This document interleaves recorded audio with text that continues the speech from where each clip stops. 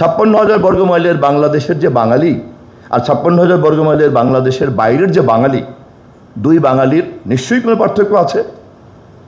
বাংলাদেশের কোনো বাঙালিকে কলকাতার কোনো বুদ্ধিজীবীর কাছ থেকে আমি বাঙালি কি বাঙালি না বা কতটা খাঁটি এই সার্টিফিকেট তো আমার কলকাতায় গিয়ে নিতে হবে না।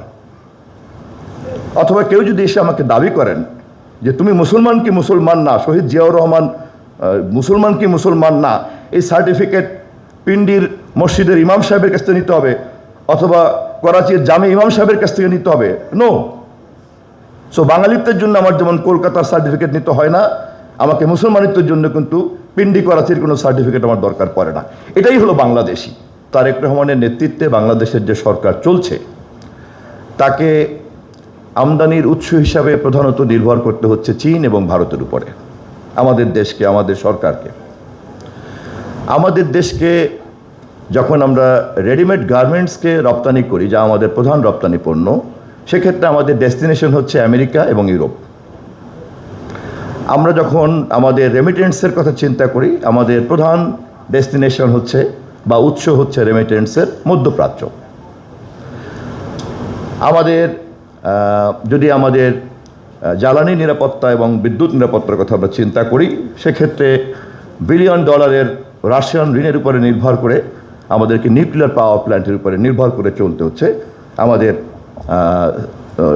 কি বলে এনার্জি সেফটি সিকিউরিটি নেটওয়ার্কটা। এই কম্পোনেন্টগুলি কিন্তু আমাদের ইচ্ছা নিরপেক্ষভাবেই আমাদের সরকারকে এটার উপরে দাঁড়িয়ে এই মুহূর্তের রাষ্ট্র, সমাজ, রাজনীতি, অর্থনীতিকে পরিচালনা করতে হচ্ছে। এছাড়া ধরেন ডোনারদের মধ্যে ওয়ার্ল্ড ব্যাংক, IMF, জাইকা, তারা আমাদেরকে টাকা পয়সা ঋণ দেয়, অনুদান দেয়। এই হলো মোটা মোটা দাগে।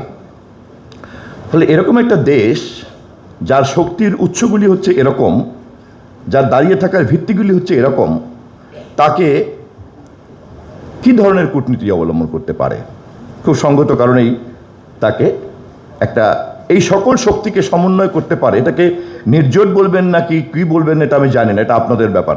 এটা আপনারা যারা বিজ্ঞ মানুষ, আপনারা যারা একাডেমিশিয়ান, আপনাদের ব্যাপার।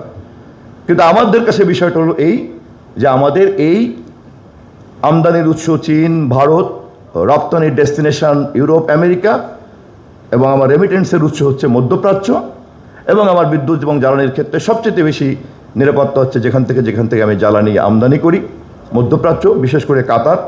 অন্যদিকে হচ্ছে আপনার রাশিয়ার বিলিয়ন ডলারের নিউক্লিয়ার পাওয়ার প্ল্যান্ট প্রজেক্ট। আমাকে এমন একটা নীতি বের করতে হবে এই সমস্ত কম্পোনেন্টকে আমি যাতে অ্যাসেম্বল করতে পারি।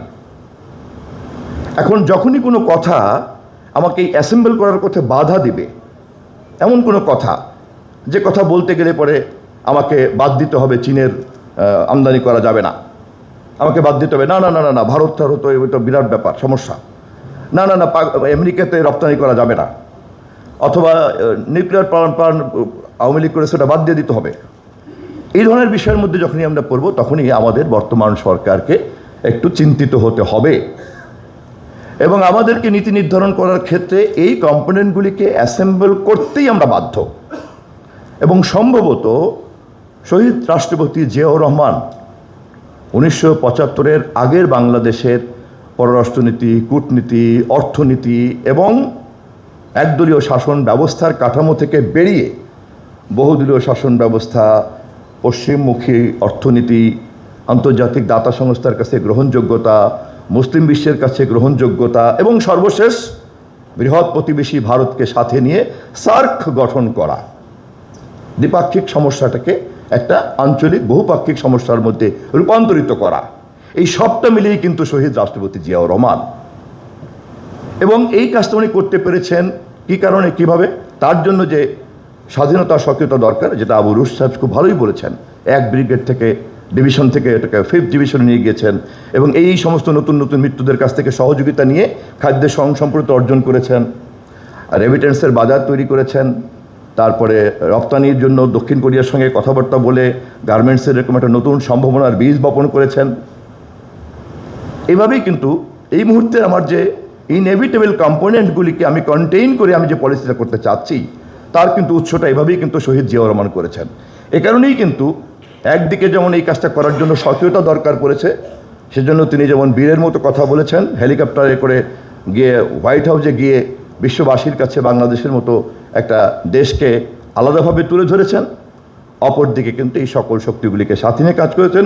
এবং সবচেয়ে গুরুত্বপূর্ণ যে বিষয়টিকে বৃহৎ প্রতিবেশীর সঙ্গে আমাদের ডিল করতে হয় বা আমরা করতে বাধ্য থাকি, সেটাকে উনি দ্বিপাক্ষিক সমস্যার তর্ক বিতর্ক অথবা শত্রু মিত্রের আলোচনার যে বাইনারি কাঠামো, সেখান থেকে উনি সার্কের কাঠামোর মধ্যে নিয়ে গিয়েছেন। কথা বলতে গেলে কিন্তু আমাদের এই সবগুলিকে নিয়ে একবারে কথা বলতে হবে। এ কারণেই আমি অধ্যাপক মোস্তাক খানের কথাটাকে একটু রেখে দিলাম, যে এর সঙ্গে সংশ্লিষ্ট অন্যান্য আরও যে সমস্ত কথাবার্তাগুলি সবগুলি শোনার পরে বোধহয় মন্তব্য করাটা ভালো হবে। কারণ আমাদেরকে তো দেশ চালাতে হবে, আমাদের তো এই দেশে রেমিটেন্স আরও বাড়াতে হবে, আমাদের দেশে জ্বালানি এখন আমদানি করতে হয়, মাটির নিচে যেগুলি আছে জ্বালানি সেগুলিকে আমার উত্তোলন করতে হবে, আমাকে বিদ্যুতের সেফটি নেটওয়ার্ক করতে হবে, আমাকে প্রয়োজন হলে পরে নেপাল থেকে হাইড্রো পাওয়ার আনতে হবে, ভুটান থেকে হাইড্রো পাওয়ার আনতে হবে, ভারতের মধ্য থেকে আনতে হবে। ভারতের মতো উদীয়মান শক্তি তার যদি কোনো সমস্যা থেকে থাকে, আমার টার্মস অ্যান্ড কন্ডিশনে তার সমস্যার সমাধান করতে আমি প্রস্তুত, কিন্তু টার্মস অ্যান্ড কন্ডিশনটা আমার ইন্টারেস্টটা কনফার্ম করতে হবে। So nothing negativity, we are inclusive, এবং সেইভাবে কথা বলি। এটা গেলে একটা পার্ট। আরেকটা পার্টে এই স্বাধীনভাবে কথা বলার জন্যই আমার স্বাধীনতা স্বকীয়তাটা কী তা অবশ্যই জানতে হবে।